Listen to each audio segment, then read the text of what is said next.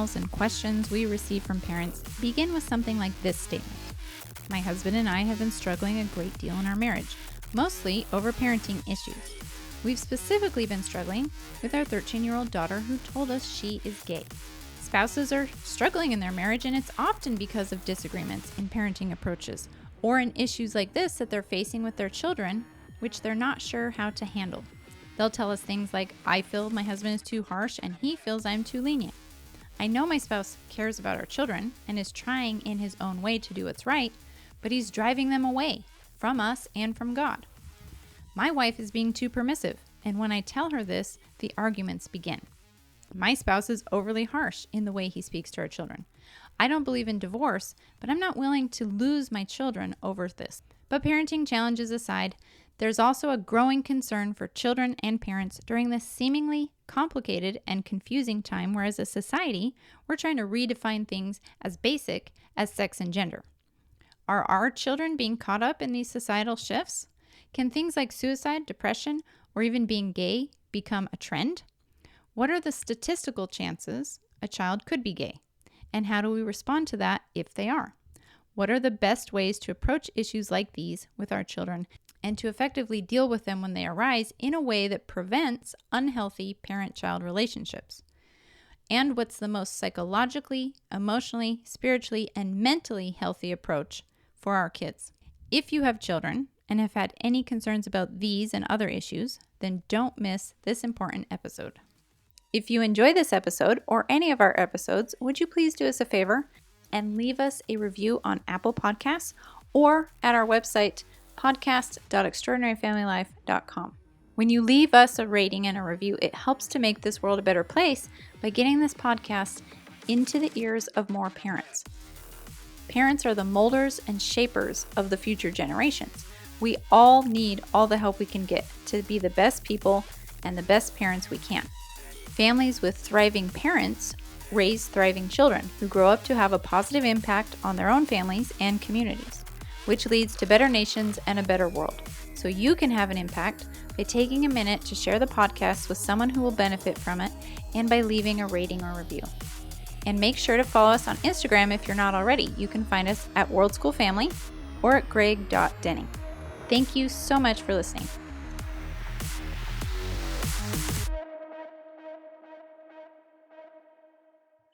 Hey everybody, welcome to the Extraordinary Family Life podcast. I'm your host, Greg Denning, and I am currently in Guatemala. And I am in Georgia, the state. So we are separated by many thousands of miles, but still wanted to jump on and create a podcast for you guys this week. And this one's exciting and challenging. This one is difficult and rewarding and fulfilling, this topic, because it's probably the most important thing we do in life and the most challenging thing we do in life. And man, it's easy to get this. Well, it's complex and it requires all of us, and all meaning like all of me and all of you. It requires our whole soul and effort to do this well. And the risks are super high, you guys. I still, in my work, I get to work with individuals every single day. And I'm working with individuals in their 40s and 50s and 60s who are still struggling with major issues because of their parents and the way they parented. And, even guests I have on my podcast. In fact, most of the guests I've had on the Be the Man podcast talk about issues they had with their parents. In fact, man, maybe that's the most common thing in humanity is that people are like, oh, my parents did this or they didn't do that, right? It's just such a big deal. The way we're parenting will have a lifelong effect on our children. And I'd say that to really emphasize just how important it is that we figure out how to do this really, really well.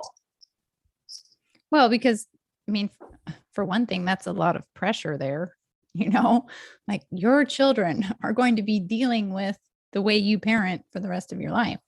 And that seems really heavy, and it is, but that's also why it is so important. And that's why we need to be aware of that, because rather than making us feel guilty or overwhelmed, we need to look at it in the right framework so that it motivates us, like you were saying, to be our best self. It requires all of us. And when you say all of us, you're not talking about like all of the people, although that's true as well, but it requires 100% of our individual person becoming the best that it can be, if that makes sense. Exactly. And whether you like pressure or not, if and and whether you intentionally got pregnant or not, if you have kids, the pressure's on, and there's no escaping it, no avoiding it. You just stand up and you shoulder that pressure.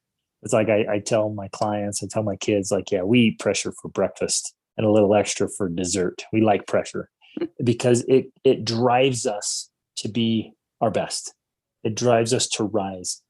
And so, my dear friends, if you have children or if you ever intend to have children, this is non-negotiable.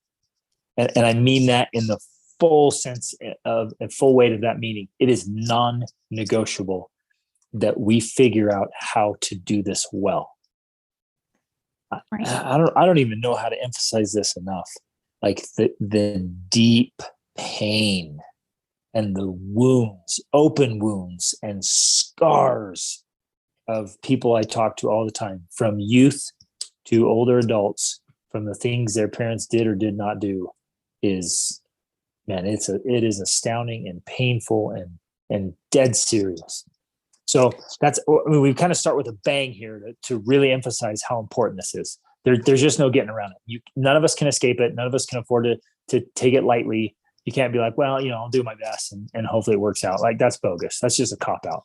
You can't just cross your fingers. You can't hope it works out. You've got to make it work out. Right. And saying that doesn't mean that we're expecting perfection from any of us, because we know that that's not possible. But too often we see people just saying, well, this is the way I am and this is how I do things. And, I'm going to hope for the best that things turn out with my kids. And we're saying, no, you need to be more proactive than that. You need to be studying, researching, improving your skills, because when you run into a problem, it's essentially, which we're going to discuss today, it's essentially a sign that you have reached the limit of your current parenting abilities or your current marriage abilities, right? You've reached that limit. And so if you don't know how to handle a problem, it's because you're at the end of your rope in a way, right? You have nothing else to give or to offer. And so you have to gain those skills in order to have more to give and more to be able to offer to actually provide a real lasting solution to the situation. Exactly. So it's not about perfection, but it is about constant and never-ending improvement. Exactly. And that's the good news. The good news is this is all learnable. And I love how you said that, Rachel. Like, I see this all the time. I see these parents that like, well, I did my best. I hope it works out. Like, that's not even a strategy. That's a crap sandwich without the bread. Like, that's ridiculous. Like, well, I'll do my best. No, like, no. And it might not be your fault, because when were you pulled aside and given like really solid strategies for parenting? Maybe you grew up with parents who didn't parent very well. In fact, that is the likelihood. Mm-hmm. high 90 percentile of you grew up with parents who didn't parent very well. That's probably the most universal thing on the planet, is like parents that don't parent very well. So maybe you didn't have a good example. Maybe you've never even been exposed to it. That's no excuse. And if you didn't know any better and you were just trying to do your best up till now, okay, fine. But it's almost like this episode, I'm sure you've had other experiences, but let this episode be the line in the sand, that we are right now drawing this line in the proverbial sand, saying from here on, you are 100% responsible for everything you do in parenting. And if it doesn't work, it's because you're not making it work. And so it's now your responsibility. You have the framework today to realize, okay, it's on me. And if I don't have the skills yet, I go out and I develop those skills. If I don't have the knowledge or the mindset or the capacity, then I go develop those things. And I make it a gigantic gigantic priority, meaning I dump all the other crap and I say no to all the other things that are just superficial and fluffy and so much less important than my child's well-being. And I like seriously make it a real true priority to become a phenomenal parent, a world-class parent. And so I do it well. And the cool thing with that is in fact, I was thinking about this because you guys, I drove to Guatemala with my boys, and that's a long drive, and we did it in five driving days. And we had some awesome conversations, listened to some fantastic books about being great men and great dads, and had all kinds of crazy experiences. And it was so fun to talk to my boys and listen to them as they articulate things, as they notice things and share their ideas. And I realized along the way, I'm like, man, the way that Rachel and I are parenting has already set the foundation for how our kids are going to parent. Yes. It's already there. And I was thinking about that, just watching Kimball, especially. I'm like, yeah, I can see already how he is going to parent. And we've given him the tools already. And our kids are still young, and they have tools already for how they're going to parent their kids. So this has a massive ripple effect across generations. Right. And it's all built on skills. Sorry. It's harder when I can't see your face and you can't see mine. I was just saying he's 17 as a frame of reference, but yeah, you're right. We're already seeing that they are gaining this foundation for parenting. And I find it fascinating when we interact with, other people. We meet up with a lot of people, friends, family, people that we just meet, that follow us online or something, and they meet up with us. And already my kids can point out things and they notice things like, well, that was interesting. I noticed that with this parenting approach. Like, that doesn't seem like that would work very well, or that looks like it works great. And they're able to talk about that and notice it because they're already aware of these approaches to parenting that work and the ones that don't work. And that's huge. That's huge for the next generation. And so, I mean, in a way, that's why we have this podcast. That's why we're here. We're trying to raise the awareness around marriage and parenting so that we have a better world of parents and happy marriages, because that's going to make the world a better place. Oh, I love this. I love it, love it, love it. So the context and impetus for this particular episode has been growing over years. We get lots and lots of questions. And like Rachel was just explaining, we have lots of experiences. We get to see, it's pretty cool. It's a real privilege and honor to work closely with so many people across so many backgrounds and different economic spectrums and different upbringings, different religions, different cultures, and to work so closely and see it up close. It's a unique privilege. I realize, like, most people don't get to see, they don't get to work that closely with others. So they might only closely know, maybe their extended family. And even that's a little bit, there's a barrier there, and maybe some close friends, but it's not like most of us get to see behind the scenes a lot of what's going on or hear about it or understand it. So we're kind of operating on our experience, and we kind of slip into this idea of like, well, other people must be doing it like I'm doing it, or we think it is, but it's a unique privilege to see up close. And so we get a lot of questions, and we get a lot of concerns and worries, and we get to see what's working and we get to see what's not working. And we've also had the privilege of seeing when it fails miserably because people reach out for help. And so the impetus comes from several specific questions and just some observations and challenges kind of across the board of like, how do we make this work? And particularly like in a parenting style and a parenting response, because this is big. I mean, we could spend many, many episodes just on parenting and how to parent style, parent philosophy. So we're kind of we'll dive into a couple of things today, but there's a few particular issues that we see reoccurring that we want to kind of bring to the surface to invite you to chew on and consider yourself and see how you're approaching it, and if some of these things are fitting into how you're doing parenting. And again, I want to emphasize here, too many of us are just operating kind of as a default parent. The kids come and they start growing up and you're like, well, I'm just going to try to do my best. And the kid does something. And my observation is most parents don't give it a ton of thought. They don't do a lot of reading. They don't do a lot of studying. They don't do a whole lot of specific skill development and parenting skills. They're just kind of doing what they can. And so it's kind of a default parenting. It's like, here's an issue. Defensive. Yeah. Offensive versus defensive. Yes, exactly. Or we could say they don't do proactive, they do reactive. Right. Yeah. So it's reactive parenting. When an issue comes up, they react to it instead of saying, well, I'm going to be super, super proactive and try to prevent all these issues. And if they do arise, I'm going to be proactive in how I respond to them and prepare for them. So I have the skill set to handle them instead of just hoping things work out. And when it doesn't, reacting to it. That just doesn't work. So that's going to be the first thing I drive home today for all of you listening. Do not be a reactive parent. And it's either one or the other. If you're not proactive, then by default, you are reactive. Right. So I'll lay that down right now.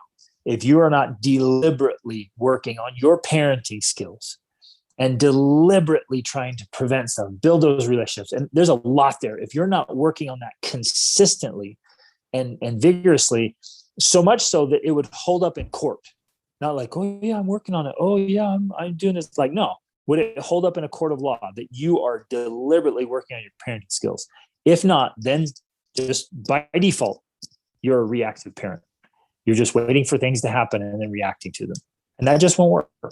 And often it just will not work. Going back to this idea of how we were raised, when we are reacting, we're very often reacting off of the programming we received from our own parents. Or in response to that, oftentimes we do the opposite of what our parents did, which isn't necessarily the right thing either. And so the reactive method, which is what a lot of people do, is the least ineffective approach, because when we simply react to whatever our children are doing, we're often giving a response that is not going to help them. It's just not going to give them what they need.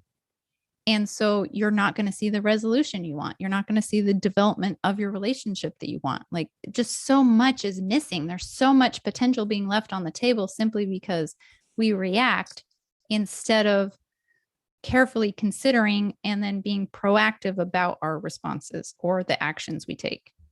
Exactly. Oh man, it's so good. And if we're failing, I mean, at a core level, kind of like a foundational principle for parenting is you have to know, understand, and meet the needs of your children. And those are the universal needs of humanity, but children specifically, boys and girls individually and distinctly, because those needs are different. And the needs as they move up through the stages of development, they have different needs. And if you don't understand the fundamental needs of a human being, let alone the fundamental needs of an infant and a toddler and a youth and a teenager and a young adult, which would just interject here, which would be like the 6 basic human needs and Maslow's hierarchy of needs. That's a place to start. Exactly. If you want to do research about that.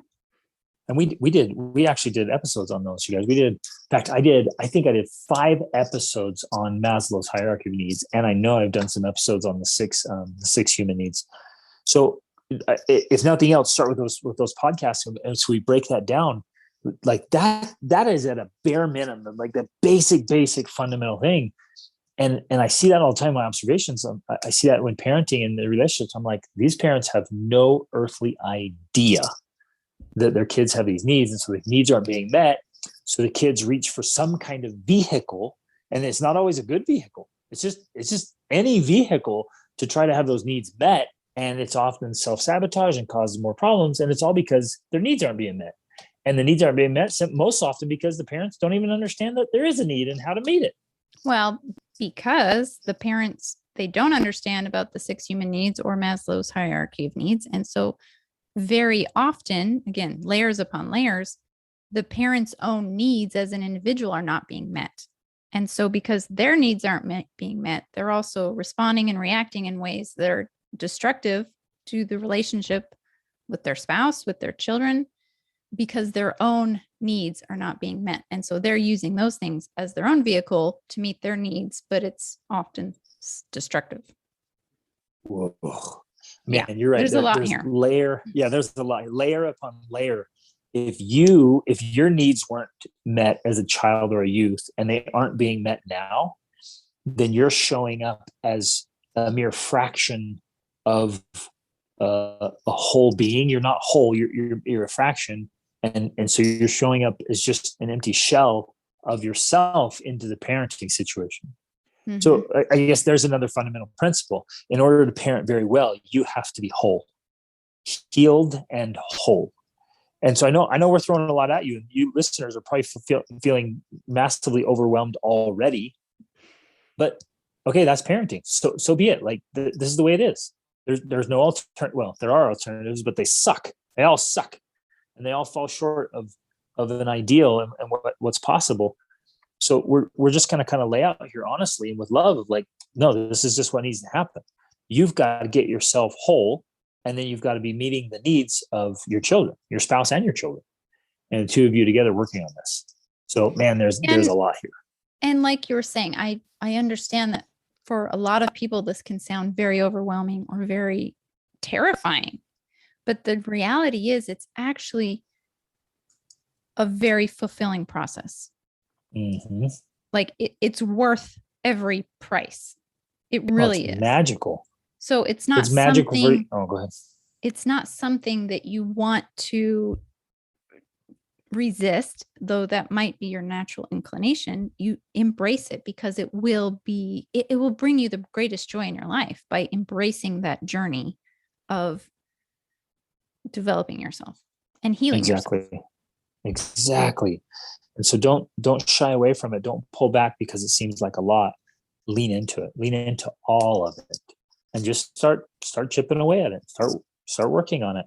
And it'll be so fulfilling and so rewarding and so meaningful for you as an individual, for your marriage, and especially for your parenting and then grandparenting. Like you'll see it play out.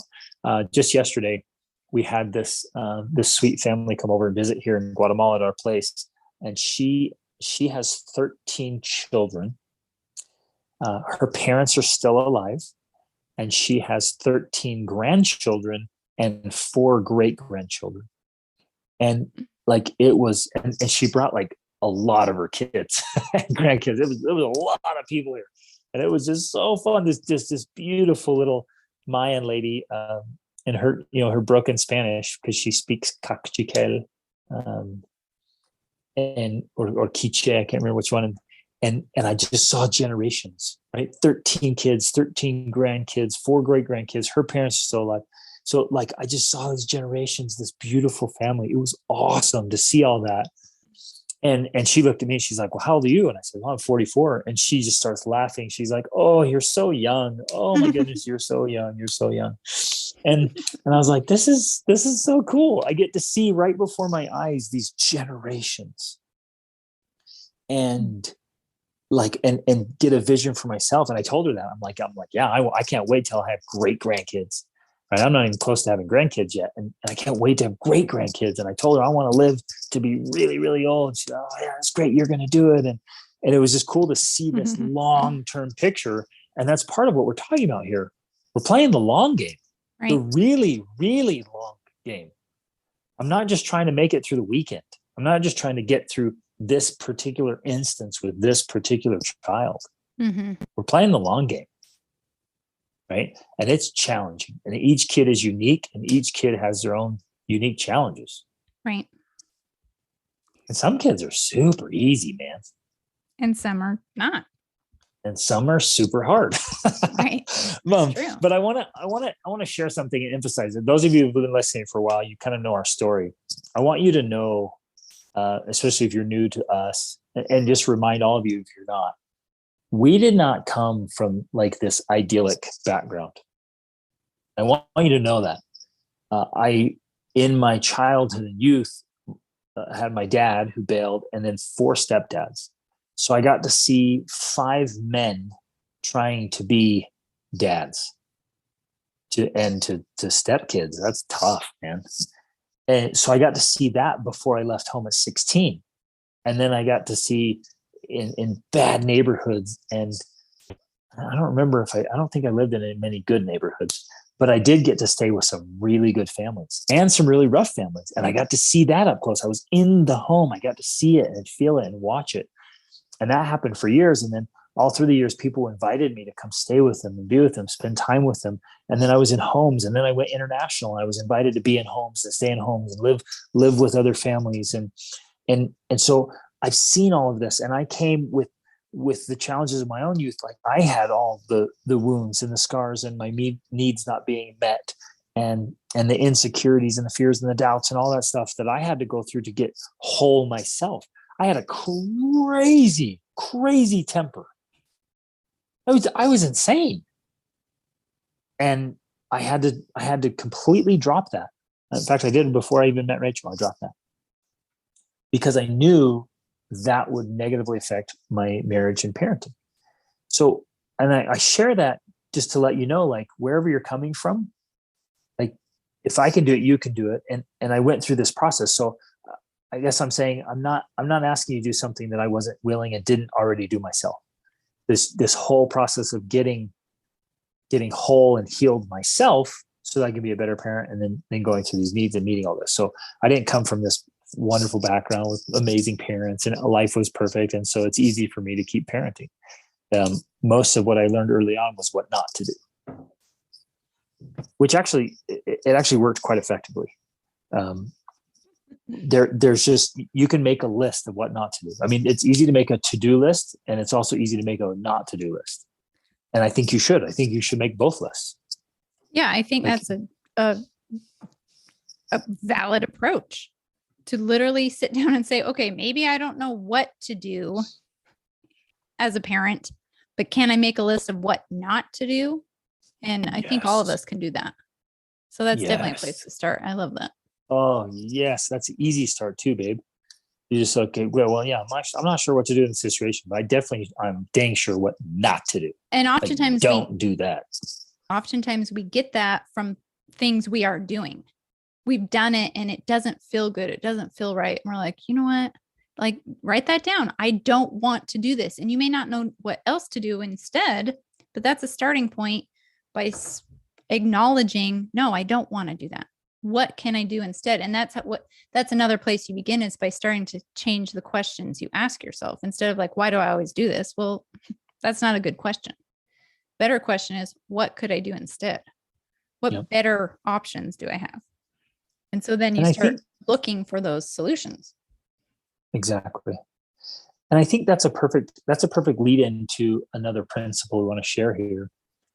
Well, and I do want to read a couple of questions as well. I don't know if you were planning on me doing that, but go ahead. Yeah. Well, and then we'll hit the question. Let me just throw this in there. Whatever you're doing, just constantly evaluate it. Say, is this working?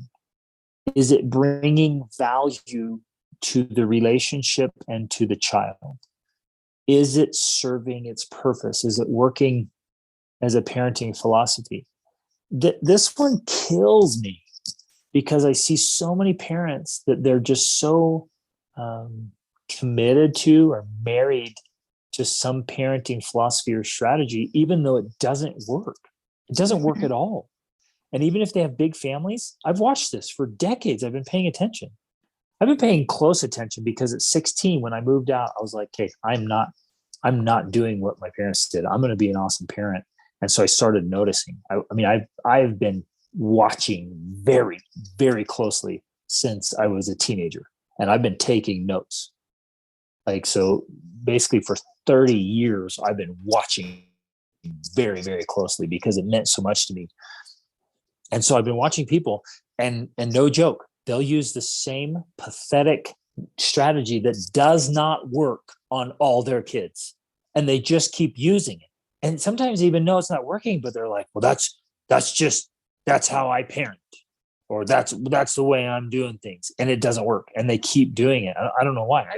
That psychology has never made any sense to me of why you would keep doing something that doesn't work. And I think it's because they don't know what else to do, or they heard it somewhere or saw it somewhere, or I don't know why they do it, but they just hold on and they just keep doing it again and again and again. It's not working at all.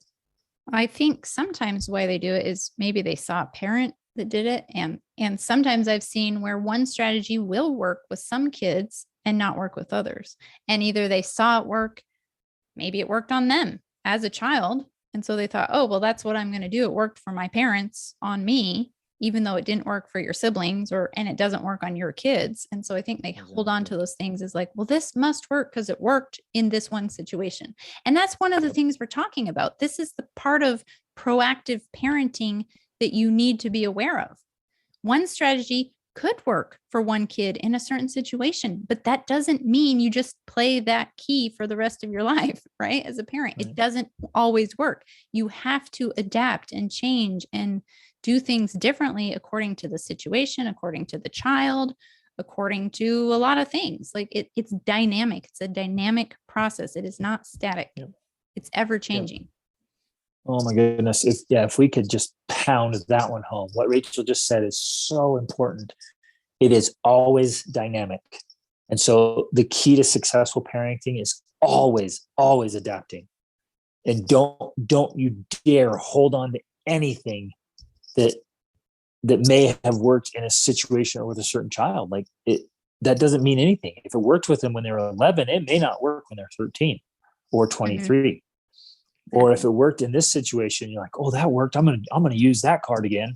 It won't work necessarily. It might. Right? It might, and there's principles, right, that carry over. There's common denominators, but man, don't avoid the temptation to be like, well, this is just what I'm doing.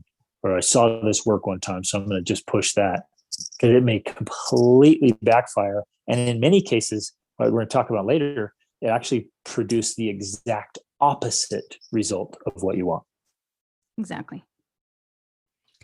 Okay, so we got some questions. We love to get questions. In fact, I think specific questions often make the best podcast, because it's great. It's a great starting place for us to be able to begin answering a specific question. So I'm just sharing that because we want you guys to ask us questions. In one of these questions, the husband and wife are struggling in their marriage, but it's mostly over parenting issues.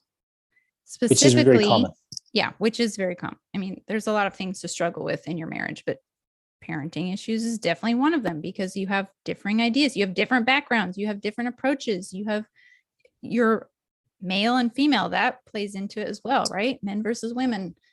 So there's a lot going on there. But specifically in this situation, he says, I usually feel he's too harsh in his parenting and he feels I'm too lenient. So that's something we're going to discuss, but let me finish on this a little bit more first before we get into that. Specifically, we've been struggling with our daughter, who told me almost 2 years ago that she is gay. Right now she's 13, so that means it would have been when she was 11. I know this is common in our culture today. I struggle with understanding why kids need to even define themselves as gay or straight at such young ages. Many of her friends have also said they are gay or transgender and changed their names to reflect this. It's such a complicated and confusing time for children and parents. My husband and I are Christians. My daughter knows that what we believe from the Bible about homosexuality. And however, my husband has been very harsh about it. So that's a good place for us to start with this. And I have another question that will tie into it, but I think let's start with this, because already there's a lot to unpack. One of the challenges with parenting, marriage, all of these issues in general is that there's layers to them. And I know in my coaching, and I'm sure in your coaching as well, Greg, that part of our work is to help people uncover the layers, because when you can actually identify which issue you're dealing with, it makes it easier for you to deal with that issue, right? And so in a way, you kind of have to separate it out and say, okay, this is this issue and this is this issue.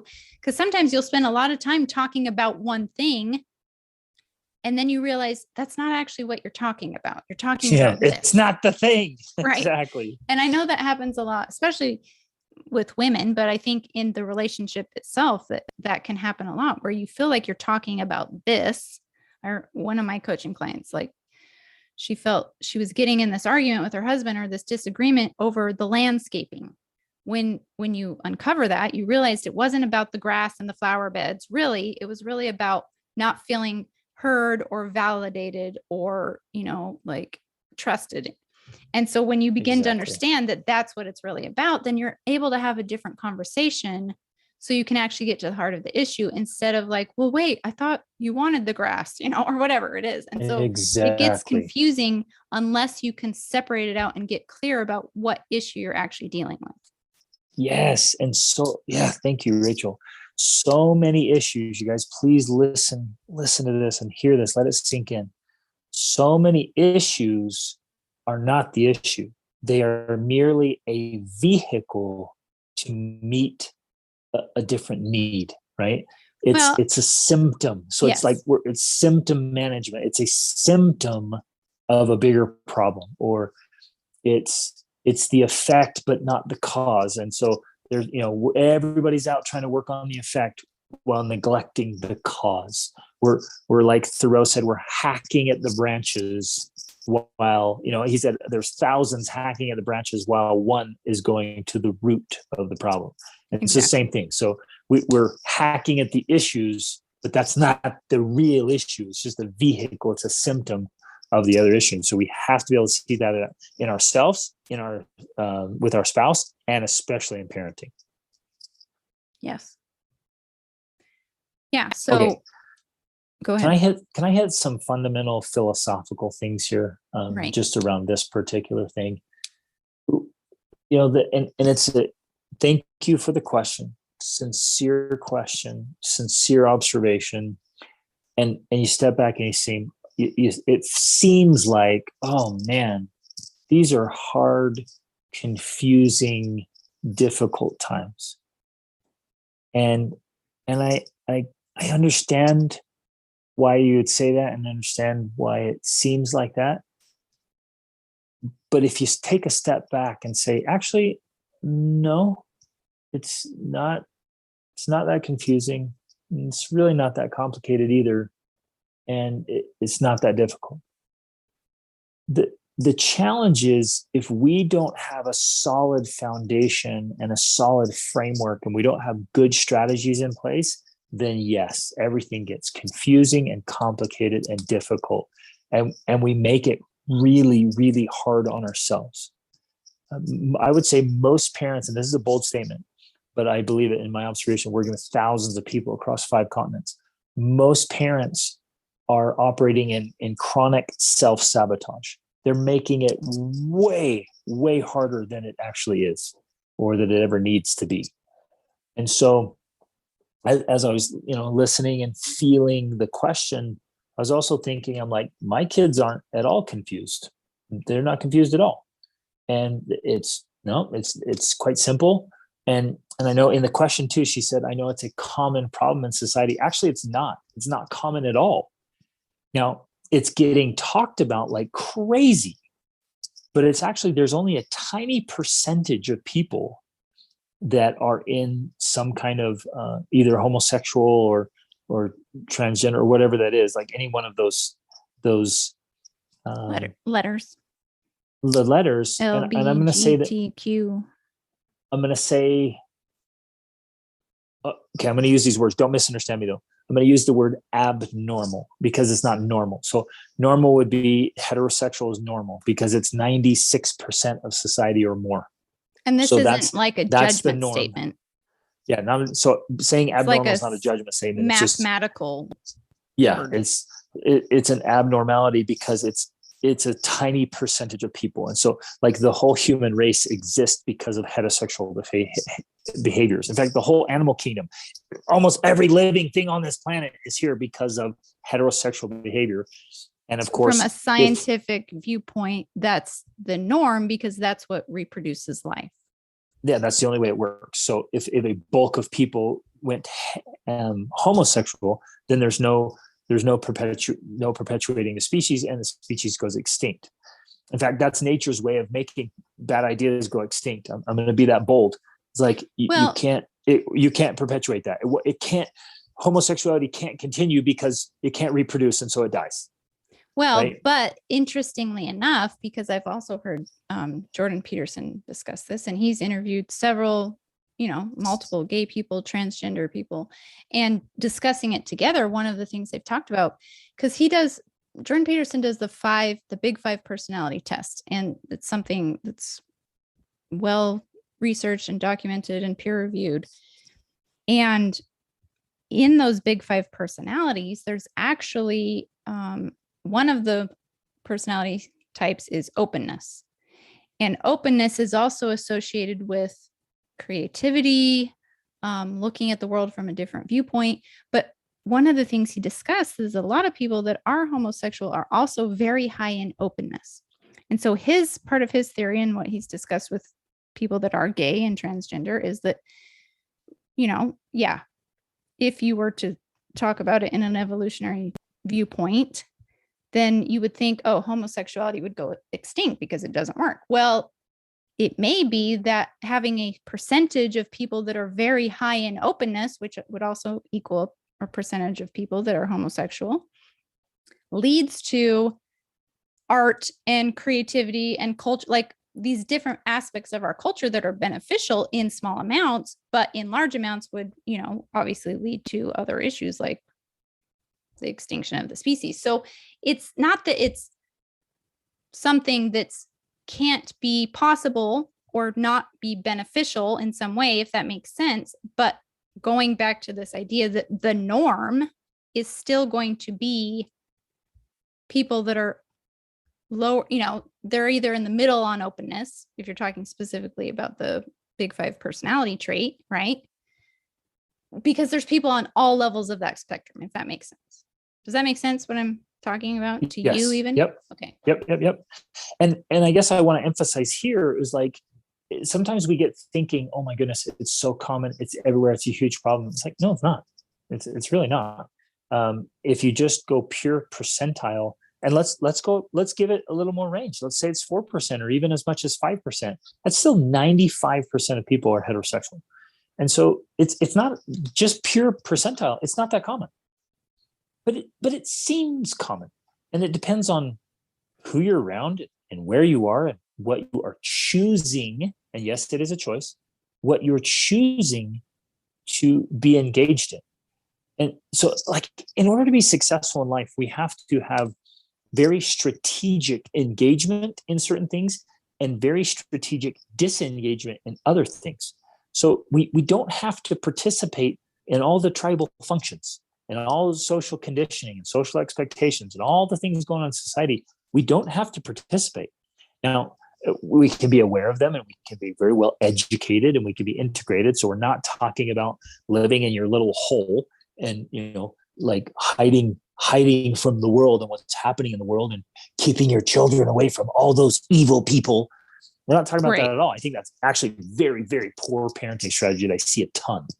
Maybe we can circle back to that. It's very narrow-minded, and it's very prejudiced. I mean, we personally have associations and friendships with all sorts of types of people, including gay and transgender and all of that. Every kind of religion and every walk of life. And I think it's a wonderful, beautiful thing.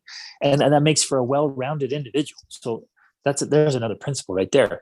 But I guess I just want to drive this fundamental concept home. It's not that common. It's not that confusing. It's not that big of a deal. And if it seems common and confusing and a big deal, like something's off in how you are doing life. And so, like, for example, you said a lot of her friends are changing their names and getting into that. Like the mathematical percentage. How did you say this, Rach?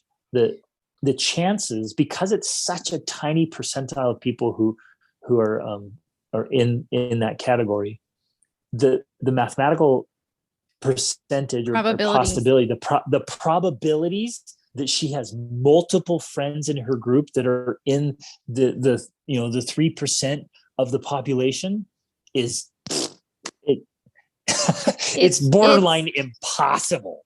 Right. It's highly unlikely. And I think, again, we're unpacking different layers here. This is one of the layers. One of the layers is, in a situation like this, from a parenting perspective, if my child was telling me, oh, I have multiple friends that are gay and transgender, well, I know from a statistical viewpoint that that's very improbable. Because if 3% of the population, 3 to 5% of the population is in the category of LGBTQ, what are the chances that my daughter is going to be friends with multiple, 5 of them at her school? That's just it's slim to none, really. And so I begin to look at other aspects here, because I also know from a psychological viewpoint that certain things become popular or trendy. And that includes issues like this. It also includes suicide. I personally lived in a neighborhood where suicide became trendy, and people started committing suicide because their friends had committed suicide. What was the other thing I was going to say? Yeah. So actually, that's a good School point, shootings.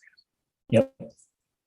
Drugs. It's psychologically proven that these things become popular when you hang around the people who do these types of things. Jim Rohn has a very famous quote that you become the average of the 5 people you spend the most time with.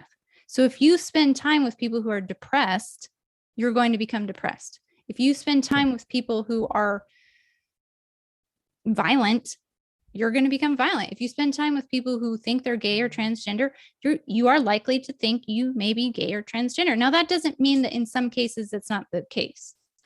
But we're just saying that who you associate with and what they think and what they believe and what they do has a huge impact. So from a parenting perspective, this is one of the things I'm going to be looking at. Like, okay, maybe you do have a friend that's gay. Okay. But the likelihood that multiple of them are, it's just statistically very improbable. Nor does it. There's another issue at play here, is what I'm saying. And nor does, having friends that are gay or whatever, like, nor does that affect your. It's not a problem. No, it's not a problem at all. But it doesn't. What I'm going to say is, and emphasize, it doesn't affect your sexual preferences either. Like I could have a few friends that are gay, and I do, but that doesn't affect me and my sexual preferences. Anyways, there's so much here.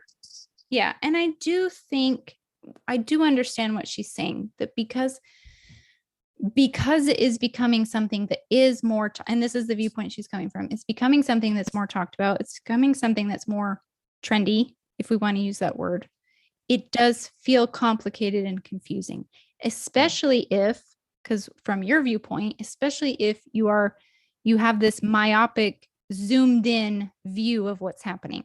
Now, if you zoom out, if you back up, if you look at the perspective from historically, psychologically, biologically, if you throw in all of these big picture views, then suddenly it becomes a lot more clear. It's less complicated. And I think that's what you want to emphasize, that, it doesn't have to be confusing and it doesn't have to be complicated, because you can zoom out, you can look at it. I don't know what else to say, but from the bigger picture. Yep. And see how it all fits in with things that have happened before and things that it just makes more sense. And so that's what we want to emphasize in this journey of parenting, is that you have to get the bigger picture, because when you're dealing with the problem and the day-to-day issues, you're very up close and personal, and you can't see, the forest for the trees, right? That perfect metaphor. Exactly. You're looking so closely at the bark on the tree that you're like, wow, this is so complicated. And you're like, whoa, back up, look at the whole forest here for a minute. And it's so easy for all of us in many, many aspects. It's so easy for all of us to get caught up in our tiny little reality and think that is reality. Like that my reality is the reality. Right. And that's why the travel and study is so important, because you can get across time and space and realize, oh man, like right now, I'm in a culture where all that crap, it's a complete non-issue. Doesn't even come up. Like all the things we think, like, okay, let's pick some big trends in the United States, for example, the depression, the anxiety, the sexual things, the addictions, all that stuff, right? That we think they're such a gigantic deal. That are so common. There you think they're so common. And you think, man, I think the whole world must be dealing with this. And then you go out and you go to other countries and like, oh, it is literally a complete non-issue. Right. It doesn't even come up. Because in Guatemala, they're worrying about, how to get food every day to eat. So they don't have time to worry about some of these issues that we're worrying about. Yes. That's one aspect of like, hey, they're focused on like sustaining life. That's one issue.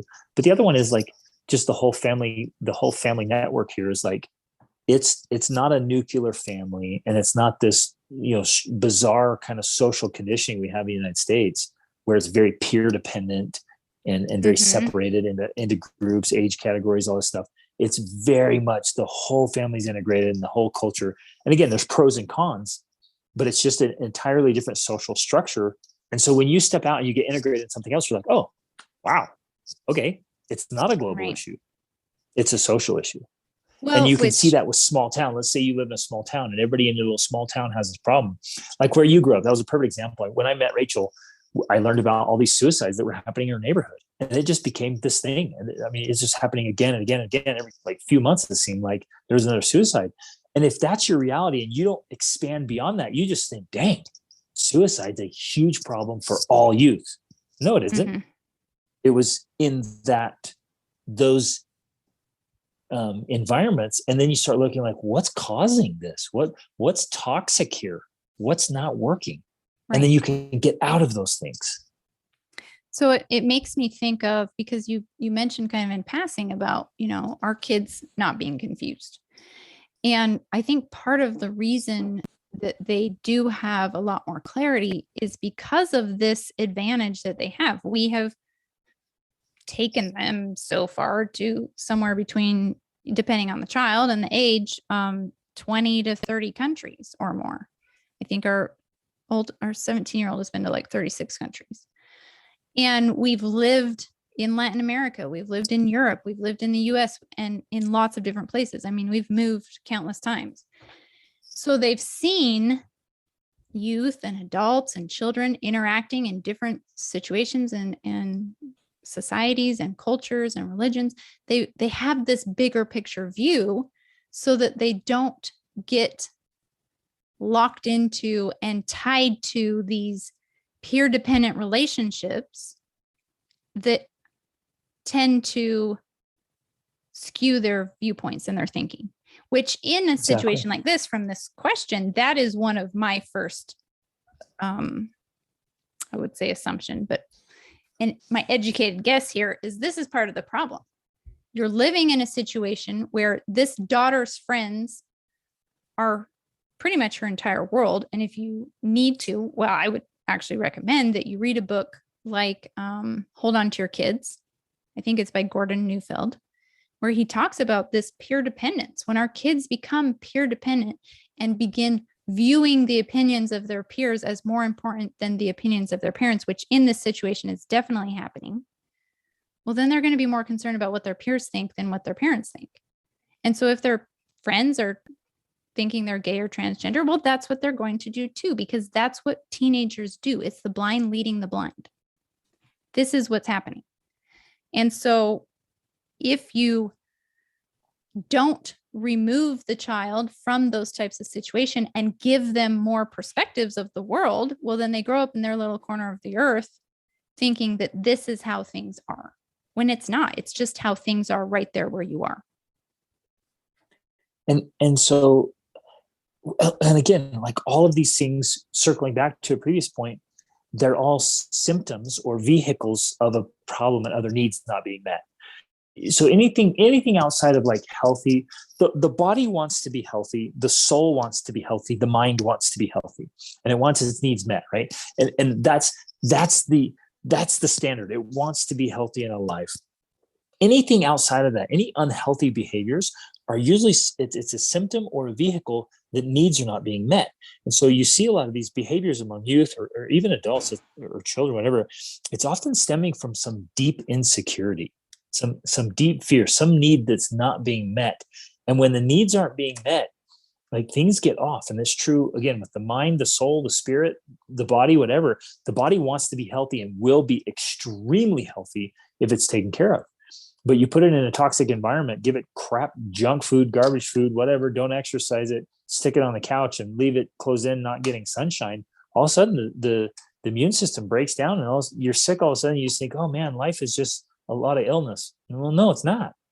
Anything that's outside of healthy, it's a sign saying, hey, something's off and this needs to be addressed. And so any behavioral issues that you're having, especially chronic ones with kids, let it be a symptom to you, a sign, like just flashing at you like, hey, something's off at a fundamental level. Mm-hmm. And it may be in this case, in many cases, it's the environment. I years ago, I would have been like, hey, homeschooling is not for everybody. And, you might want to consider it. Now I'm like, dude, homeschool your kids, pull them out, get them out of that hellhole. It is a cesspool and it just keeps getting worse. There are other alternatives. And now before there weren't as many alternatives or many resources. Now there's an endless amount of great resources to help kids get a great education. So get your kids out of there, get them out of that junk hole. And if like another one, here's the addiction, like Rachel was talking about earlier, if your kid's hanging around addicts, guess what? The highest probabilities is they're going to become addicts, right? So get your kids away from the addiction, the crap. And this holds true for you too. And wherever you are, like get them out of there, pull them out of those environments. Any behavior that's not like happy and normal and good and healthy is a sign that something's off and you need to change the environment. So move if you need to. And yes, I'm dead serious on this. Like I made this commitment years ago, man, that we would move anywhere on this planet if we needed to for our kids. I'll change jobs, get a new job, like go live on a farm, go live in the city. Like I don't give a crap. I'll go anywhere, do anything. If my kid needs to have experiences, well, those experiences are going to happen, right? If the kid needs a reality check, if the kid needs some new friends, if the kid needs some new experiences, like do whatever you have to do to get it done. Figure it out. And you might be sitting there saying, oh, that's so extreme, hard. Greg. That's extreme. Yeah. What's your alternative? Just let your kids just be a train wreck? Hope it works out. Yeah. Oh, this will play out. Well, everybody else is doing this. Yeah. Look around. You want your kids to be like everybody else? No, thanks. I want my kids to be super healthy and happy. And they are. Because we are willing to do what it takes to help them be super healthy and happy. So, you might be like, well, that's expensive. Yeah. Figure out how to make a lot more money. Figure it out. Like, oh, that's hard. Yeah, it is hard. Buckle up, buttercup. Let's go. Like, you stop playing small. I know you would rather sit around on Netflix yourself and eat ding dongs and donuts but that's not going to serve anybody. I'm just laughing over here at your little tirade. But no, it is. I'm holding back here because I know you are. I really want to go off that we're just too casual about it. And we're too, it's like we throw our little pity party and wham, like, come on, get your crap together and come up with a really solid plan that actually works for your kids to live this phenomenal life. And live it with them. Can I talk now? Okay. I'm sorry. I keep trying to talk. I don't even know if you can hear me, but I keep trying to say something and you keep talking. No, I just want to emphasize what you're saying, because while I am laughing at your tirade, I do agree with it, because I don't know that a lot of people realize this about us. We are willing to do whatever it takes. And we call these pattern interrupts, where it's essentially you're interrupting the pattern your child has been in, because when you do that, it the brain literally is forced to think in new ways instead of the old neural pathways that it's used to. It's used to certain ways of thinking and certain behaviors and expectations and habits and all of that they've been enmeshed in for so long. You take them out of that, you interrupt that pattern, and now they create new neural connections and they begin to think in different ways. So it's a very strategic method for creating change in your children when you see things that are happening that you're not happy with or recognize as being potentially damaging or negative. And so back to this whole idea of being proactive, this is what it requires. It requires you to be quote unquote extreme. Yep. I want to share a story. And then there's some more questions that I think tie into this and also dig into some other layers here. But for one example, we were already traveling with our family and we had, an amazing life. And we were living in Morocco. Our oldest daughter at the time was 14, I think. And she's adopted. For anyone that doesn't know, she's Black and we're white. And we were living in Morocco. She's very social. She loves to talk to people, but we were living in a country that spoke primarily Arabic and French, and none of us spoke either of those languages. And so she felt very isolated because she couldn't talk to people as much as she would like. Usually she can go just talk to anyone. And so she started to have some behavior issues, essentially. She was going through a lot. She was dealing with, she's becoming a teenager. She's dealing with being alone and isolated in a foreign country. She's dealing with being adopted and being of a different race. All of these things were kind of coming of age issues at the same time. And she was born with some learning difficulties that were coming about. They were coming to fruition, and she was going through the whole identity process too of like, who am I? Like, how do I fit in this world? Do I fit?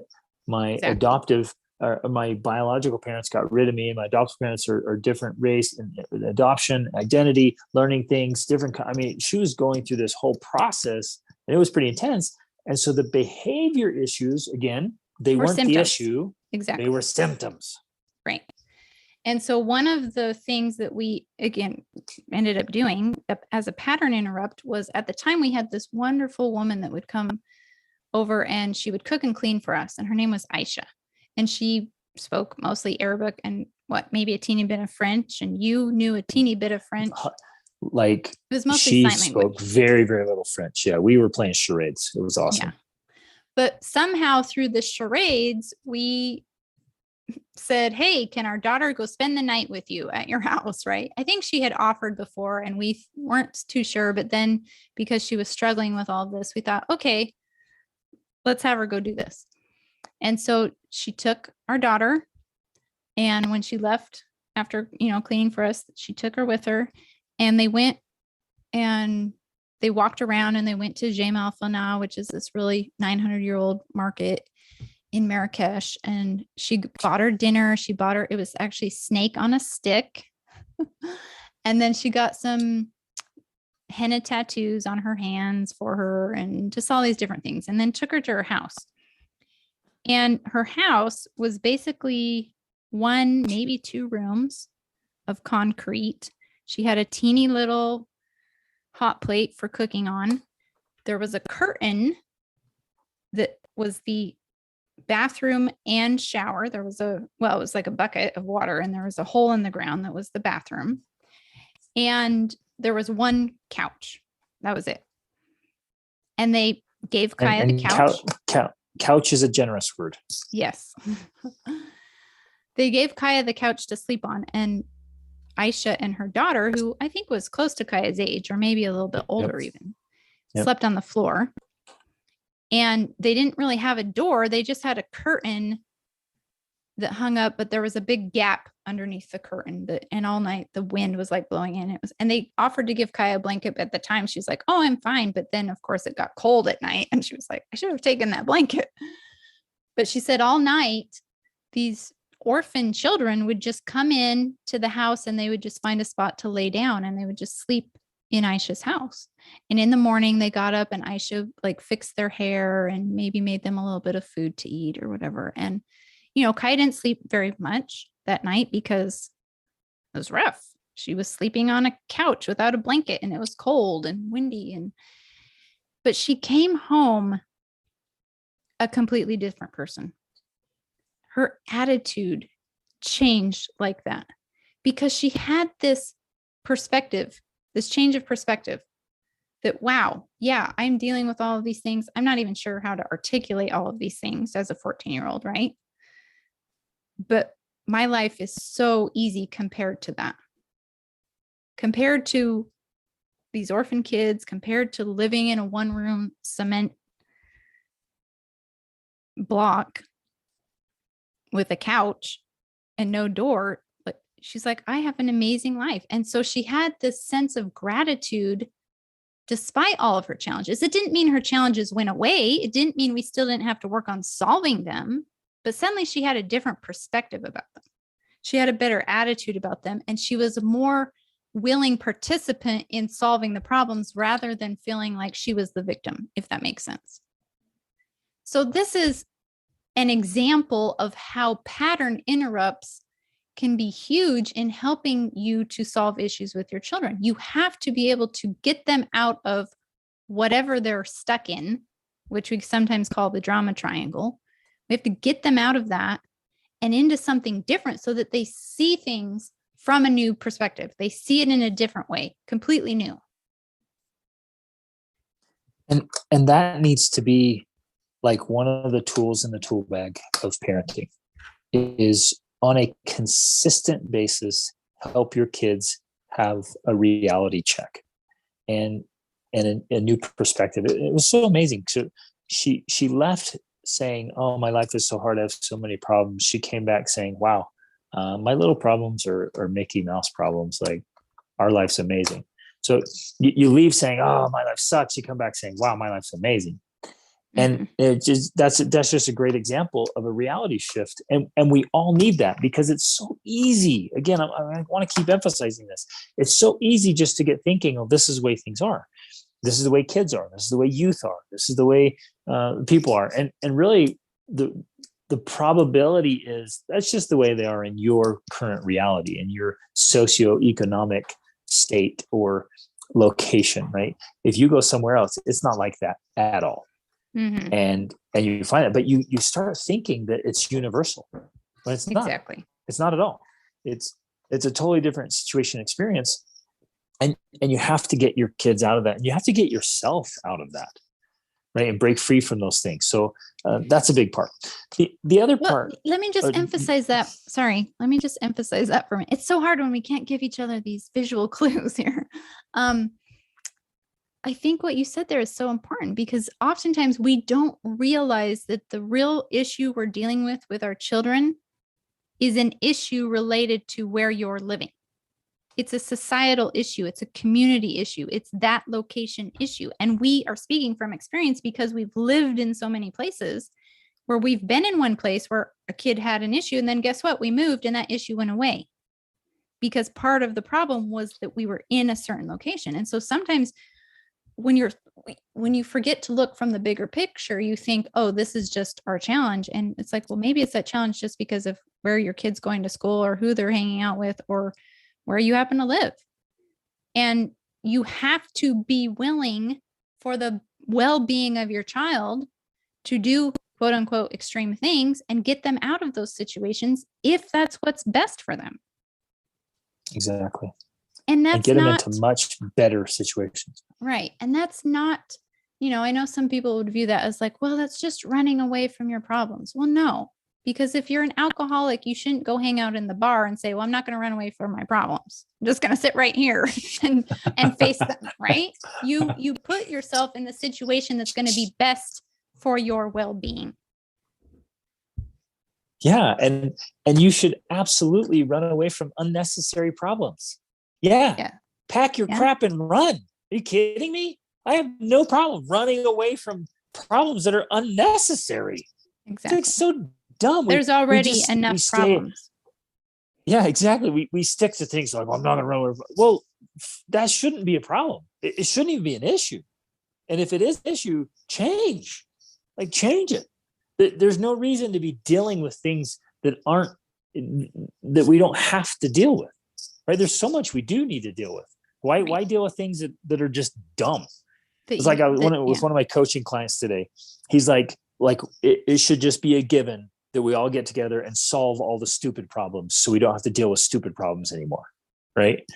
That was he has this team. He has all his employees. They're building his business, and it's like, yeah, just everyone solves the stupid problems once and for all, and stop dealing with stupid problems. Mm-hmm. And yet, in parenting and family life, we're perpetually people are dealing with stupid problems again and again and again. You're like, that shouldn't even be a concern. If it pops up, deal with it once, done, over. And if you set up systems and strategies in your family and your life, and you operate in parenting and your environment's exactly huge in the environment. If you get your environment right and you're operating on correct principles and practices, stupid problems aren't even there. They don't even exist. Mm-hmm. Right. So in our world, and I'm not bragging or boasting here, we're giving evidence this works. In our world, we're not dealing with stupid problems. It's not even an issue, right? And so many little parenting things or the kids struggling, like our kids don't struggle with those things. And again, I know that, so I can speak with authority here because I've been working very closely with youth for 25 years or more, like professionally. I've been working directly with youth and still in, right? So I know what's going on, and they trust me to open with me. So I know what's going on, and my kids aren't dealing with this stuff because we've created the environment to remove all the little problems, all the stupid problems, all those things and so, what we're trying to point out here is if you're deliberate and strategic, it doesn't have to be difficult, complicated, or confusing. It actually works very well, and the body and the mind wants to be healthy and successful. That's its natural state. And so if you set up the conditions for that, it's easy. It makes parenting so easy. It doesn't have to be so hard. Can we switch to the other part of like the parenting strategies in that question? Exactly. So one of the, go ahead. Go ahead. And then I will share the question. One of the things I've observed in myself and in other people is that when we lack skills, or like Rachel was explaining earlier, when we come to a problem, it's usually because we've reached the limits of our current skill set. And so if we come up with a problem and I lack skills, then I'm going to again, there we go. I'm going to use a vehicle, right? I'm going to pick some kind of vehicle. I'm going to lean into something that I hope will work because I'm not sure what to do or what I'm doing doesn't work. And so I'm going to try something else. And it's usually some weird form of manipulation. And so we default to making threats, to using fear. In a question, I see it all the time.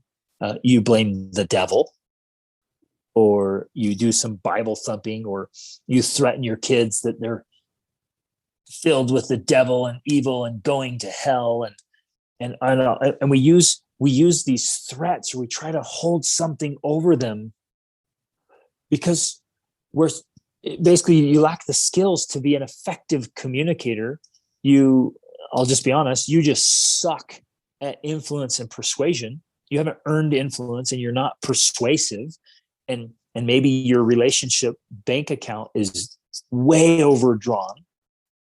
So when you communicate, you talk, you try to persuade, it just doesn't work. It falls on deaf ears, or they don't listen to you because, well, and let's be totally honest, most kids stop listening because they don't respect you. And generally, you don't have respect because you don't deserve it. I'm shooting straight here today. This one just gets me. Mm-hmm. Like if your kids don't respect you, it's because you don't deserve it, man. And so one of the absolute most important elements of being a good parent is earning respect. And not like your peers or your buddies or, in some little other society or group, little circle you're in where you're so respected and you're so special. It's like a lot of men, especially, they spend their whole lives in the business world because they can earn respect there and they have no respect at home.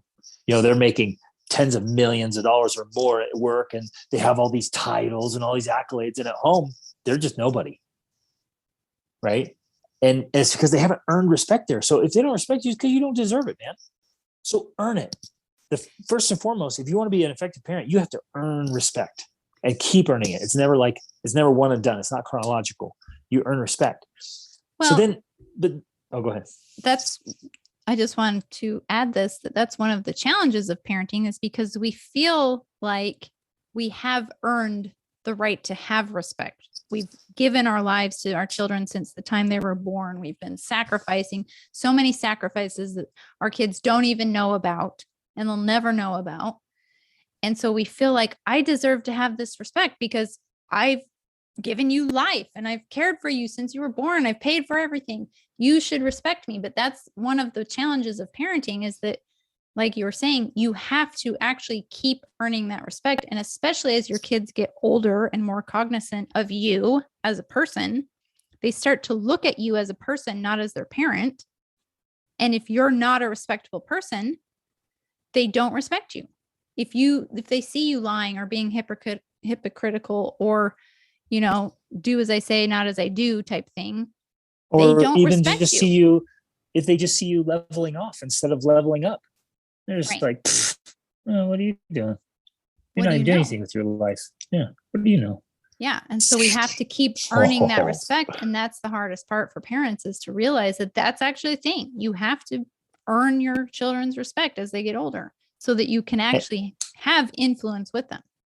Exactly. And I think it's one of the most beautiful ironies that when most of us make the most sacrifices is when our kids are really small and they are not cognizant at all. They're completely unaware of all the sacrifices you're making. Exactly. So for the first few years of your life where you're grinding, they are not cognizant of that. And when they finally start coming to consciousness, they don't remember all that. That's not on the scoreboard. And it's almost like we stop making some of those sacrifices, because at first we're making those sacrifices because they have to be made, or the child's going to die, literally, right? If you don't feed them and change their diapers and clean them.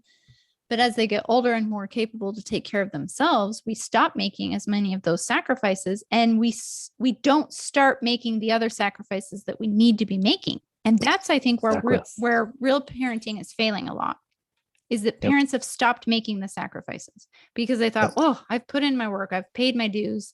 They're now old enough to feed themselves and clothe themselves. I don't need to sacrifice anymore. When really now the sacrifices change. It becomes more mental, emotional, spiritual, psychological. And if we're not making those sacrifices and investments, we lose our influence over our children. We just don't have what we need in order to solve these types of problems. Exactly. And I want to emphasize the investment piece there. Just like with money, if you're not regularly making investments, good investments, you're going to be broke. You're going to be dead broke. And the same is true with your kids. If you're not making regular good investments with them, you're going to be broke. Your parenting is broke. Your relationship broke, right? You got nothing there because you're not investing. And so again, I want to circle back to so then you're like, oh crap, it's not working, or I got to really use it. So you start being the tough guy or the crazy lady. And so you end up screaming and yelling and spanking and coming up with every kind of stupid, irrelevant punishment. Yeah. You're like, well, I'm going to ground you for months. Like, that's just the dumbest thing I've ever heard of. And it doesn't work. Like, you're using all these strategies that you've heard of or whatever that don't work. Your punishment, your consequences are totally unrelated to the offense. And you do you're using these big threats like, oh, you're going to go to hell if you're not a good person. Like, when has that argument ever worked? Except for a few rare, what's the word? Like, the Middle zealots, Ages, right? But even then it didn't work. Like, they were just like, they're holding this thread of like, you're gonna go to hell, you're gonna burn. It doesn't even work in church. If in your church the thread is keep the commandments or you're going to hell, like, yeah, It doesn't work. It just doesn't work.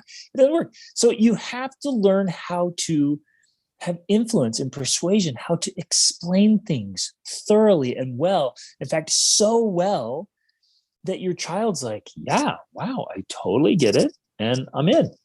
You don't have to, use the carrot or the stick. You don't have to threaten me. You don't have to drag me or nag me. I'm in. I'll do it. I'm and I'll do opting it because in. I choose to. Yeah, I opt in. And then here's the ideal. The kid embraces these principles as their own high standard. They're not doing it for you. They're not doing it for the church. They're not doing it for anyone else. They do it for themselves because you've taught them and showed them by example how they can have their own high standards that they live by. And then they don't have to worry about peer pressure and other stupidities and all these dumb things because they're like, no, this is who I am and this is how I operate and this is how I'm going to do my life. And so you don't have to be there micromanaging and helicopter parenting and always like following them around and like being really manipulative about it and this weird micromanaging and microparenting. These strange parenting vehicles that people try to use because they're not using effective tools and strategies. I guess that's the big thing I want to emphasize here. You end up turning to really ineffective techniques or tactics or things that they just don't work, and they never will. They never have, and they never will. And yet you'll keep using them unless you have something that actually works. And so if you have a kid that's making poor choices and you're like, the Bible says this, or God this, or what, you're trying to make these threats, or I'm going to beat you, or we're going to disown you, we're going to kick you out, you're going to be grounded for months. It's just insane. And if I were there with like a camera or holding up a mirror, saying, man, look at yourself. Literally look at yourself. In fact, the next time you want to discipline your kid, or the next time you want to scream and yell at your kid, or next time you want to Bible bash or whatever, or even let's go to the other side. The other side is you're too passive. You're way too passive. And you're like, I'm just going to love you unconditionally. Doesn't matter what you do. I'll love you. It's all good. Everything's okay. Just, I love you. Like that's way too passive. That now you're so the other one's like too far to either side of a spectrum, right? You're on both ends of a spectrum, and spouses will often go that way. One's way on the other side and one's far on the other, but that doesn't work either. And so if you hold up a mirror, just turn your camera on next time and watch yourself. And like, is this effective parenting? Does this actually work? Well, so this kind of ties into another question that we got that's related, because in the first one here, they said they're having parenting issues, marriage issues over the parenting issues. She feels he's too harsh. He feels she's too lenient. And then with this other question, it's similar. It's kind of a similar situation, but I know he cares about her. He's trying in his own way to save her, but he's driving her away from us and away from God. Then I explained to my daughter that no matter what, I'm going to love her and always be here to take care of her, even if I don't agree with her choices. Now, like you're talking about there is a spectrum here. There's a spectrum on both ends. There's the very harsh, like, this is how it needs to be. Absolutely 100%. And then there's the other side of I accept, I love. And there is goodness on both sides of that. But at the extreme, it's actually ineffective, like you're talking about. You have to kind of bring that in towards the center more. And it's okay to have the differing viewpoints. It's okay to have the male-female role there, right? Where the mother is often more loving and accepting. That's okay. It's good to have that. And it's good to have the harder line, the firmer boundaries. That's good too. And that's why having both parents is a benefit, because you get to bring in both aspects of that. But what's often happening in a situation like this is because the parents are not in sync, those extremes are being pushed out even further, which then is more damaging to the entire situation and the relationship, because it's not the balanced opposites, it's the extreme opposites. Exactly. And so you have to come to this understanding as a couple that we need to come in closer to the center, because that's where you're going to find connection. That's where you're going to find connection as a couple. And that's where you're going to find connection with your child, by not being so extreme. Right. And, the extreme Bible thumping attitude, it drives a wedge. It does. Same with the extreme, like tough love. You're like, well, I'm just going to be tough love. Well, a lot of it's just being really tough with no love. It's too far and it doesn't work. Right. But then the other side of that, where you're driving a wedge that way, if you go to the other extreme of complete acceptance, and we did a podcast about this, about unconditional love and how that's actually a myth. But if you have complete unconditional loving acceptance, that's also extreme, because that can be damaging to your child. That's almost like the eatable mother, right? Where your compassion becomes a vice. Yes, you should be loving and accepting and understanding of your children. And if they're sincerely gay or transgender, okay, love and accept and work with them. Don't cast them off or something, because that's against your beliefs. You need to have that love for them, but there also needs to be a place where you need to say, you know what? We need to figure out what's actually psychologically healthy for you and what's actually going on from a solid foundation here. Like, we've got to have a viewpoint that's solid, not just my friends are gay, so I might be gay. Back to this other story, you still need to have some sort of, I want to use the word boundary of, let's look at you individually as a person. Let's take you out of your pattern here. Let's interrupt that pattern and find out what you truly want, where you truly are. Your authentic self, not influenced by your peers, not influenced by what's going on in society today. Like, authentically you, where are you at? That's the boundary we want to hold, of not just, well, okay, yeah, sure, whatever. If that's what you think, well, no, because you are the parent and you have a different perspective. You have a hopefully more wisdom and experience and understanding of the world. And you do need to be able to provide that for your child. You're the parent. You need to be parenting. And that includes helping them find their own boundaries, guidelines, like you were talking about before, like their own standards, their own high standards that they're going to live by. And those are built on rock solid principles across time and space, timeless principles from the greatest thinkers and leaders of all time. Right? Exactly. It's not just on some whim or like, well, this is what's cool in society now, or this is what's happening in our part of the world. Like you can't build a solid life on trendy things. Right. Right. And a lot of this stuff is just trendy. And you might go, well, it's always happened through time. Yeah, as a trend, it shows up in the cycles of society. These things pop up as trends. Well, go ahead and start researching and study your history. Watch what happens after that trend shows up. It's a pattern, right? And so the point is here. Ultimately, you're trying to find the best physical, spiritual, psychological, biological health and well-being for your child. That's what you're searching for, and that doesn't happen at the extremes of either side of those spectrums, just accepting it or just rejecting it and pulpit pounding about it. Neither one of those is helping that individual on their personal journey. At all. Yep. Kids need healthy boundaries. They actually want them. It makes them feel safe and secure to have boundaries. But again, it's presentation. It's what boundaries. Are your boundaries arbitrary? Or are they built on like rock solid evidence? Is this clear and easy to understand for children and youth to get it?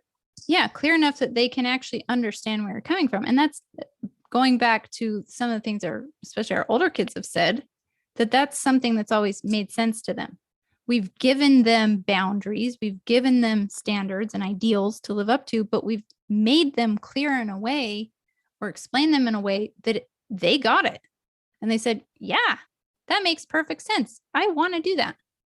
And we have them read the books or watch the videos or travel with us and say, let's go see this. Let's talk to this person. Let's get this mentoring and this coaching and watch this, see this. So they can come to the conclusion on their own and be like, yeah, that's rock solid. It's not just because my dad says so. It's not just mom and dad's opinion. Exactly. Okay, so That's a key principle right there. Get way beyond your own opinions. But I got to say this here. I want to emphasize this. As I was listening to you, Rachel, and we're talking about the well-being of the child. I feel so confident because of all the people I worked with and how closely I get to work and how closely and intimately I get to work with people and see the behind the scenes and the inside workings of their life and their minds and their hearts and everything. I feel so confident saying that 999 times out of 1,000, when there's some kind of behavioral issue like this example, and it's just one example of many, there's some kind of deep insecurity. And something's not healthy. Something's not right.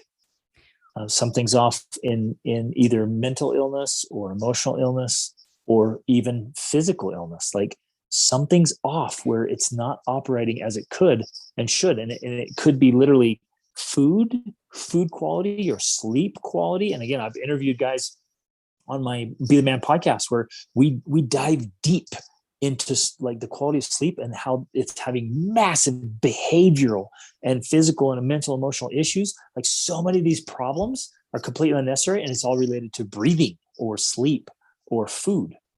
And so something's off. And again, I can't emphasize this enough. 999 times out of 1,000, something is off. And those deep human needs, the fundamental needs, are not being met. And very often it's because your relationship sucks, or you have no respect or influence, or your lifestyle sucks, or you're not living a great story. You live in a terrible area, and your guys' life is just lame. If you live a lame life, your kids are going to struggle. I promise. I guarantee that. Like there's just these principles and practices. Like, let's get that crap straightened out, and then everything works better. So I want to clarify a couple things, because you're right, because you're saying something is off, and that's usually what's happening. But you used the word illness, like mental illness, psychological, physical, spiritual, whatever. And I think to a lot of people, that's probably a harsh word, because they think that it's something very, very, very serious, like you have cancer or you have a mental illness. I mean, that sounds so bad, like you have depression or something. But I think you're using it more in a, from your viewpoint, when you're not at your best, you're not at your ideal, you're not whole. Well, essentially it is illness. It may be a small degree. It might be just a little bit, but it is in the sense illness because it's not wholeness. Right. And so I think that's kind of how you're using it. If something's off a little bit, you have quote unquote mental illness, but not in the way that a lot of people view it, of like, oh, you're depressed or psychotic, but you're not mentally whole 100%. Exactly. Yeah. You're not healthy. So even a small cold or flu, I'm ill, or I have a sick stomach, or I just feel off, right? Some of these feels off. Or even if I'm dehydrated, if I'm chronically dehydrated or undernourished, I'm just not getting enough healthy fats in my body or enough vitamins or nutrients, then I'm operating in a state of illness. I'm not completely healthy and whole. And the same thing is true with the mind. If you're not making clear decisions, if you're not thinking clearly, if you don't feel good about yourself and about life, and if you don't have a positive outlook, and you're not making good decisions, and if there's a lot of chaos going on in your head, it's the slight form of mental illness, because you're not mentally healthy. Same thing emotionally. If you're not, the vast majority of the time, you should feel good. You should have good feelings. Your predominant emotion should be positive. It's a good thing. So if you feel like you're perpetually irritated, sorry, back to that. But even then, even if it's just neutral, as opposed to being negative all the time, if you're at least on the plus side of, neutral. Right. But even if you're just, it doesn't have to be like you're jumping for joy all the time. But if you're, feeling contentment or peace, or peace, good. Yeah, exactly. Like, oh, this is good. But if you're irritable all the time, you're angry all the time, you're bitter, you're upset, you just like life just seems like it sucks, and you're mad at people, like that's not normal. That's not healthy. Well, it's normal. Illness. It's dis-ease. Well, it's common. That's common. Yeah, it's not whole. It's not healthy. It's common. And again, I'm emphasizing this because I know I'm repeating myself here on purpose. 999 times out of 1,000, something's off. And so as parents, we have to recognize that and be able to repair it and then set up conditions where that doesn't happen. It's extremely rare that something gets off. The other thing I was going to emphasize with that, because when you're saying that, it's true. That's usually what's happening. But I think immediately our first response might be to think, oh, there's something off with my kid. But the reality, I think, in this, like the situations with these questions that we got, it's not just with the kid. It's also with the parents. We have to look at ourselves. We have to say, you know what? Maybe I'm not eating well enough. Maybe I'm irritable because I'm not getting enough fats to my brain. Maybe I'm upset. Maybe I'm worried about, who knows? Like maybe a parent struggled with being gay or thought about it or went through their journey, that journey themselves. Maybe they knew someone that did. It might be touching on other issues here that we think are not related, but it actually is related. And if you haven't dealt with something that you've healed, then a situation like this with a child triggers that. And now you're not just dealing with the pain of dealing with the child, but the pain that you never dealt with yourself is come to the surface, and you're taking that out on your child, and they don't deserve that because you need to deal with that pain. You need to heal that. Yes. So there's so much more that's going on here that is not usually considered. I want to give a specific on that one because I see this so often. The parents will have a deep insecurity, some hole inside of them, some void, and it could be from any instance, right? There's all kinds of ways that shows up, but it's some deep insecurity inside. And that insecurity manifests differently. So in the parent, that insecurity might turn into one thing where they can pass that on. It's interesting. You either directly or indirectly pass on your insecurities and your fixed mindsets or, whatever, some of the dis-ease or the mental, any mental emotional illnesses can be passed along, or poor habits like you were talking about earlier. So the body has dis-ease in it or illness because of just poor health habits. We just pass those on. So we're passing them on to our kids, but then the symptom is different. So let's say, and this is what I see all the time, the parent has a deep insecurity and is struggling with something. The insecurity gets passed along. It does. It can't not. It gets picked up. When you grow up in an environment, it gets picked up on. Yeah, they just pick up on it. And so the kid picks up the insecurity, but then the kid has a different symptom. Mm-hmm. Their symptom shows up differently. And they go down this road of this behavior, but it's a symptom of the same problem. So the parent has one symptom of the problem of insecurity. The child has another different symptom of the same core problem of insecurity, right? Because they're not whole or healthy themselves. Exactly. No, man, I see that all the time. But while you were speaking, it actually made me think of another thing, because you're bringing up that, it could be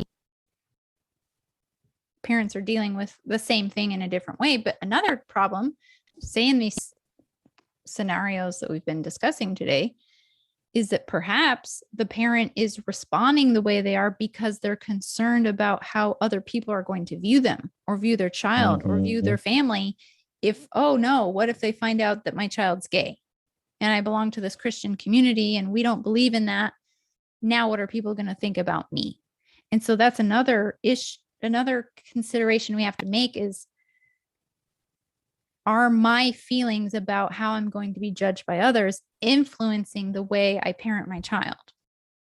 And that can be very devastating because your child doesn't deserve that as well. Like, they're dealing with their issues. You need to handle it in a healthy way. You need to help them find psychological well-being, but you can't help them do that if you're worried about being judged if they happen to make a choice that you don't agree with or you don't think your community would agree with. And ultimately that doesn't help you find authentic solutions because they're clouded by this feared prejudice. Yeah, outside worries. Interesting.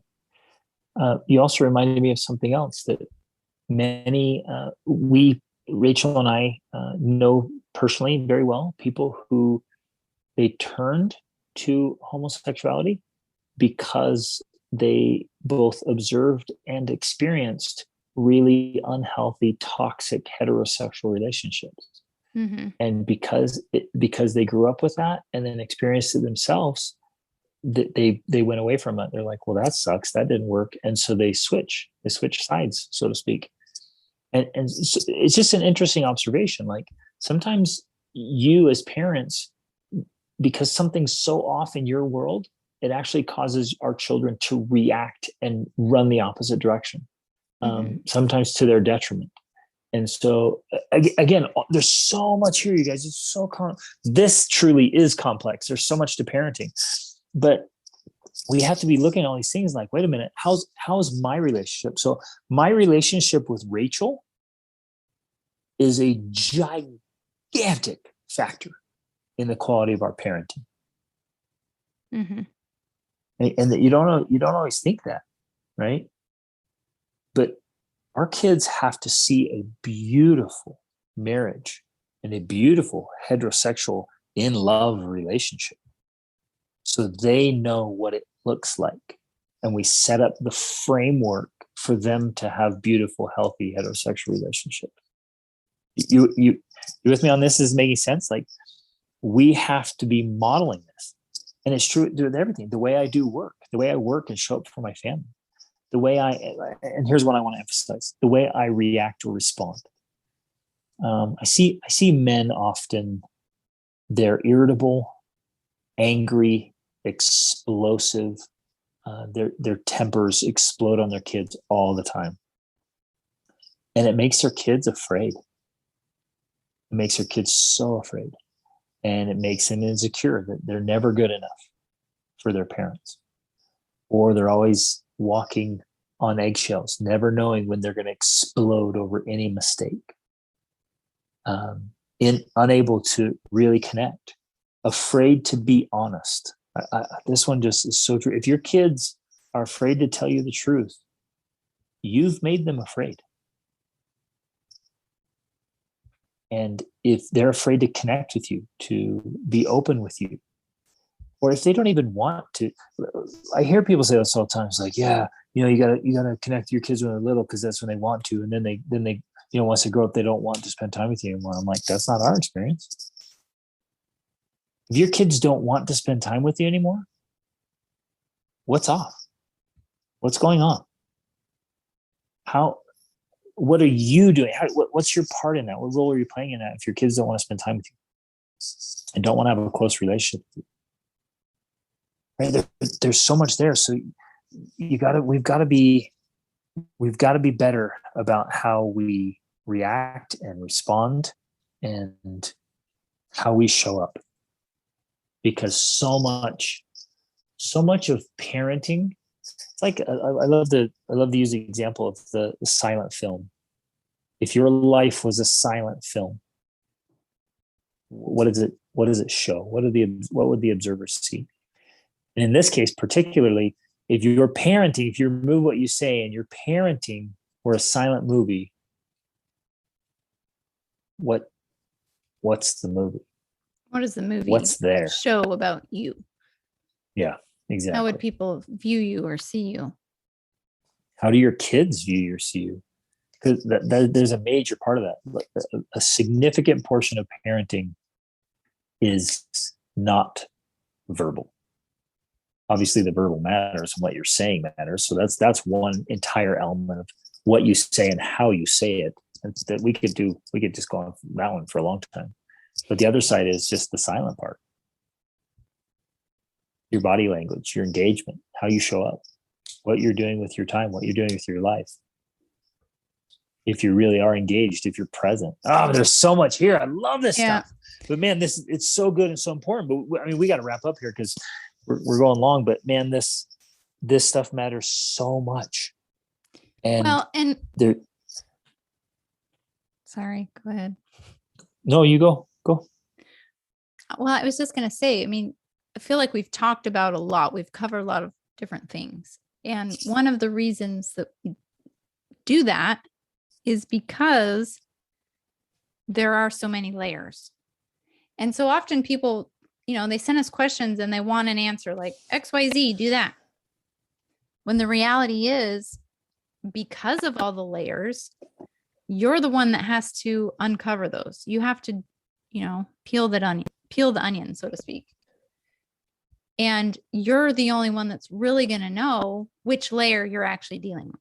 That's why you have to do the process, because you have to peel it and say, is it this layer? Is it this layer? Is it this layer? Nope, that's it right there. We got to the core of the problem. And only you going through the process yourself, asking yourself all of these different questions, is going to help you find the answer that's right for your family. You're the only one that's going to know what's really going on at the core, what's really happening, what the real contributing factors are to the symptoms, right? And so that's why we like to talk through things in this way. While in some ways you might be like, you didn't give me anything specific, like, what am I supposed to do? You're all right over now? the place. And that's because life is all over the place. Yep. And while, we're talking about, oh, it's not that complicated. Well, yeah, it is complicated, but it's also simple. It's simple by understanding that there's layers, and then figuring out which layer you're dealing with gives you more clarity on which skills you need to use or which skills you need to develop, right? It's a simple formula in a way, but you have to understand first how that works. And that's what we're trying to do here, is giving you this framework for how to find the layer that you're dealing with, the issue that you're actually dealing with. And then that's where you begin addressing it. Because once you know what you're dealing with, then it makes it easier to address. Otherwise, it is confusing, because you're like, oh, well, what's the real problem we're dealing with? Is the real problem that my daughter's gay? Is that the problem? Or is the problem that my husband and I don't know how to parent effectively together, because the real problem is we don't have a great marriage and we don't even have sex and we can't connect intimately? Maybe that's the real problem, which often it does go back to that. I mean, you and I both have taught many times that sex is the linchpin of a solid family relationship, because a marriage is the linchpin of a solid family. And so if you don't go back to that, then, you can't truly fix and make it whole. You can't create this wholeness unless you begin at the center and radiate out. So yeah, there's a lot of layers here and there's a lot to dig through. But when you go through this process, it is the most fulfilling journey you'll ever take. And that's ultimately what great parenting is about. It's about taking the journey of personal growth and development, starting at the center of yourself and then a shared center with your spouse, and radiating out from there. And that's when you're able to find simple answers. They really are simple. Once you go through that process of creating wholeness, the answers really are simple. And you get clarity about things that you never thought you could get clarity about, because now you're able to see the whole picture. And it's truly the most rewarding journey you can ever take. Beautiful. Well, so well said. And I feel like, at least for us, that's the only way to approach it, is to go to the core, go to the root of the problem or the issue, the concern, like go to the cause and move beyond the effect and move beyond the symptoms and move beyond the surface level stuff. The branches. Because there's plenty of people out there, like surface level techniques and all this stuff, but ultimately they're just straightening deck chairs on the Titanic. And I see that all the time. Oh, we'll do this and try this and here, do this and do this, but it doesn't solve the problem. Mm-hmm. And so then literally they're straightening deck chairs on the Titanic of parenting, and that ship ultimately will sink. But the reason Rachel and I take this approach and say, no, let's get to the core of the issues, which is harder. It's more work. You have to peel through those layers, and the onions make you cry. There's going to be some tears and there's going to be some conflict here, but you've got to get through that place to where you work from the inside out for yourself and with your kids from the inside out. So there's this wholeness. And man, then like you're saying, babe, family life is off the charts awesome. So amazing. True. Okay. Love you guys. If you haven't subscribed to the podcast yet, please subscribe, share this. And if you like this, go ahead and leave us a review up to 5 stars and share it. Take a screenshot of it, share it on social media, share it with friends and family, colleagues, share it with whoever you know, that share it with everyone who has kids because they need to think through these issues. And we all need this because it's the greatest work there is. I literally believe it. It's just the greatest work. We're raising this unbelievable sacred privilege to raise another human being, and the moral obligation we have to do it so well. And I love it. I wake up, and no kidding, I'm not exaggerating here. I wake up every day so grateful, and I go to bed every night so grateful for the privilege to be a parent. I love being a dad, and I love being a husband.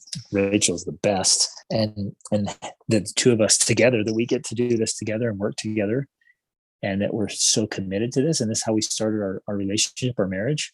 We started with this commitment of like, hey, we're going to do this right. We're going to overcome our own weaknesses. We're going to find and fix our own blind spots. We're going to grow and develop and get the skills we need. We're going to do whatever we have to do to raise a great family. And it's working, and it's so rewarding and so awesome. So love you guys. Thanks for listening. Thanks for being here. You're the best. Reach upwards.